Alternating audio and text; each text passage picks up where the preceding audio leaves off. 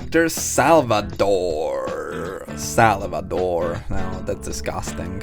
Dr. Salvador is of course someone that needs basically no introduction, as he's one of the most well-known Resident Evil villains. Not just Resident Evil, maybe even one of the most well-known villains in gaming. Some would even go as far as to call him a Leatherface ripoff, which I kinda see actually. Like, you have the concealed face and the chainsaw, and that's like, you know, it's very similar. When did chainsaws even become so scary? Like, imagine the reaction of the inventor of chainsaws, John Chainsaw, when he first saw his invention being used by a psychopathic killer or something. I don't know. I don't think he cares that much actually. We first encounter Dr. Salvador, or the Chainsaw Man if you will, in the village, both in the remake and the original, where we break and enter into a stranger's house, which triggers a cutscene of Dr. Salvador coming from hiding to get us out of the house, and rightfully so. I mean, to our defense, the door was straight up open. Lock your doors next time. And now let me ask you something. When you first saw this man, what was your initial thought that came into your mind? What does he do in your opinion?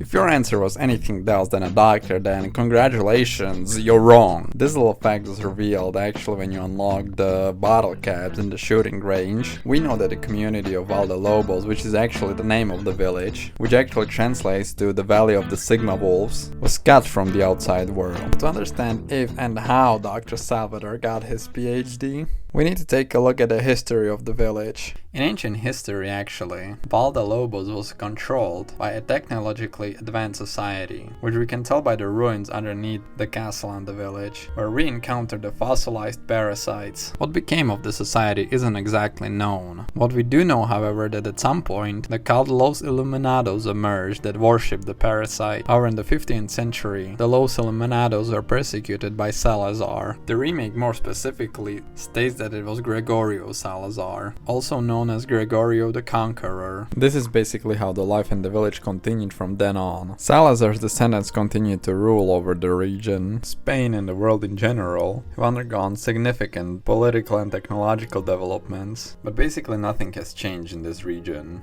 as it remained in a time capsule. By the end of 20th century, Ramon Salazar has become the Castellan of the Salazar family, and being very young and unprepared, he was very easily manipulated by Sadler, who persuaded him to open the caverns beneath the castle and started the research on the Las Plagas. So at this point, no resident of the village really has an option to legitimately become a doctor. But then there is also Luis, who did have the ambition to actually leave the village and pursue education, and even earn himself a biology degree. Great job, Luis. Now the story differs in the remake than the original. I'm just gonna go with the remake continuity for this one, just because there are more details about Luis in that. After getting his degree, Luis would join Umbrella, where he would actually work on the NE alpha parasite that led to the creation of Nemesis. However, after the fall of Umbrella, Luis would return to Valdalobos and work on the Plaga research, until of course he betrayed Sadler. But Luis is the only known person born and raised in Valdalobos who not only pursued education outside, but also returned back home after.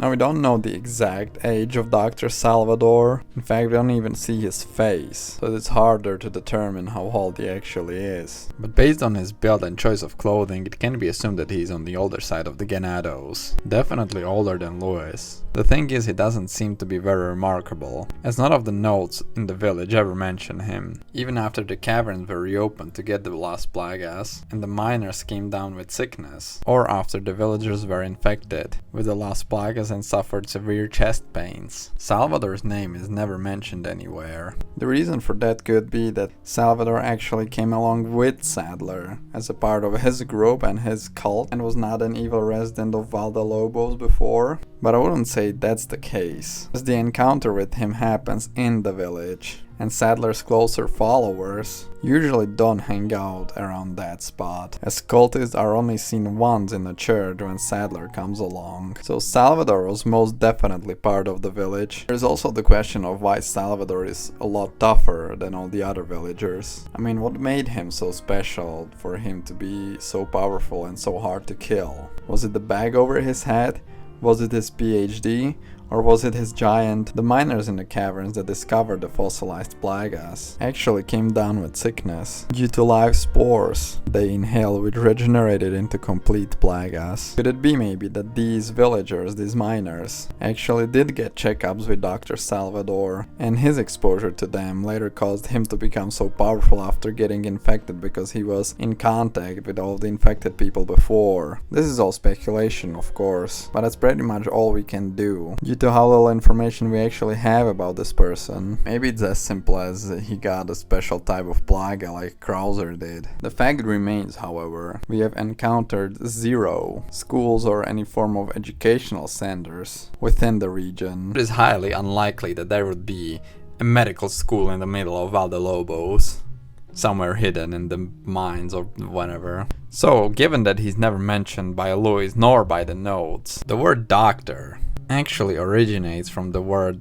docere from Latin, which means to teach. Hence why originally the word doctor did not address someone who is a medical expert, but rather a small group of theologians who had approval from the church to speak on religious matters. So we're actually getting closer. Could Dr. Salvador be a preacher for the Los Illuminados? Probably no, he's not very well spoken. It was during Renaissance. By the end of 14th century, the word gained more academic and medical meaning, and it just so happens that the most common use of the word is to address medical experts and not some other academic experts. It's just the most common use of the word. And so given the lack of educational centers in the region, it is highly unlikely that Dr. Salvador would be addressed as a doctor if he was not a medical expert but some other academic expert, for example an astronomist. So while Dr. Salvador likely doesn't have any kind of formal education, it is not completely impossible that he was not a doctor in the region, as the villagers would get sick and injured during their life and they needed someone to treat them. And Salvador could have gained some knowledge with practice, or perhaps he was taught by his predecessor. I wonder what's his mortality rate, or if a chainsaw was his preferred choice of medical equipment, but I guess we'll never know. So in conclusion today, Dr. Salvador likely does not have a PhD in fact, and you should like and subscribe so Valdalobos can get a proper doctor and not someone who runs around with a chainsaw.